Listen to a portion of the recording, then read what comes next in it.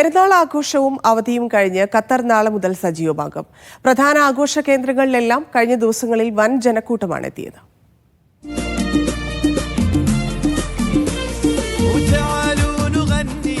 അഞ്ച് ദിവസം നീണ്ട ഈദ് അവധിക്ക് ശേഷം ഖത്തറിലെ സർക്കാർ ഓഫീസുകൾ, പൊതുമേഖലാ സ്ഥാപനങ്ങൾ, മന്ത്രാലയങ്ങൾ, വിദ്യാഭ്യാസ സ്ഥാപനങ്ങൾ, ധനകാര്യ സ്ഥാപനങ്ങൾ എന്നിവ നാളെ മുതൽ പതിവ് പോലെ പ്രവർത്തനം ആരംഭിക്കും. പെരുന്നാളിനോടനുബന്ധിച്ച് വ്യാഴാഴ്ച മുതലായിരുന്നു പൊതു അവധി ആരംഭിച്ചത്. സ്വകാര്യ മേഖലയിൽ ഇന്ന് തന്നെ ഓഫീസുകൾ പ്രവർത്തിച്ചു തുടങ്ങിയിരുന്നു. അതേസമയം പ്രധാന ആഘോഷ കേന്ദ്രങ്ങളിലെല്ലാം വൻ ജനക്കൂട്ടമാണ് അവധി ദിനങ്ങളിൽ ഒഴുകിയെത്തിയത്. വെടിക്കെട്ട് നടന്ന ഖത്താറയും വക്രാസൂക്കുമായിരുന്നു ഏറ്റവും തിരക്കേറിയ ഇടങ്ങൾ.